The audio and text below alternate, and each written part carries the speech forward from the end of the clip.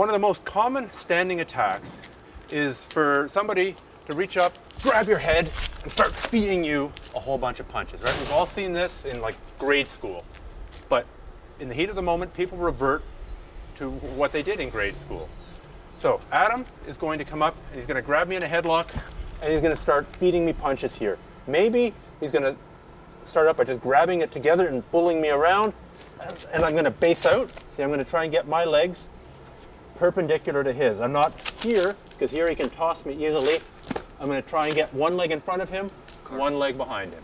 I'm in base, it's harder for him to throw me to the ground. So we're here, he can shake me around, but hopefully I'm going to stay on my feet.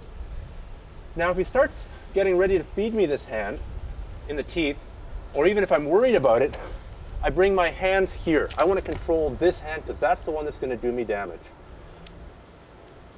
Once I've got that hand controlled here or here, I'm going to step a little bit further so that my left foot comes close to his right leg, and I'm going to sit down. I'm going to sit my butt down onto my left heel.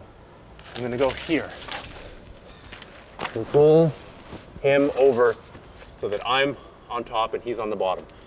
Now, once I'm here, the very first reaction most people is going to have, they're going to grab your head super tight and they're going to try and roll you this way. Go ahead. So I need to Superman out.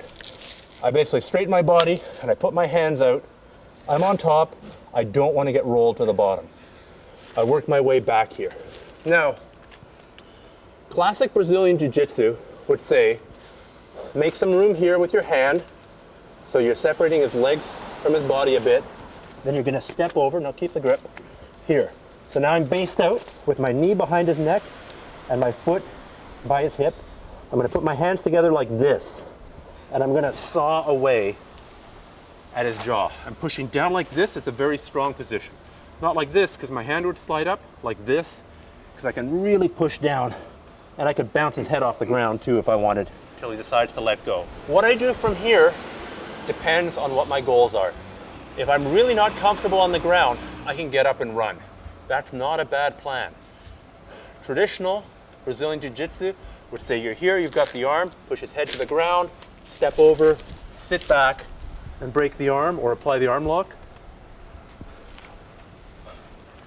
That depends. If the guy's high on crack, he may not feel his arm cracking or breaking. So you have to weigh the pros and cons of going for a joint lock versus going for a neck, versus just being glad you got to the top and then disengaging. Or if you're here, I mean, a low-level technique, but very effective, is you are on top.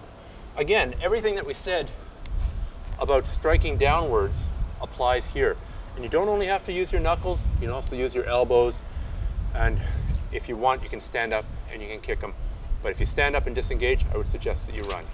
So here's what that technique looks like, a little bit faster and with a bit more resistance.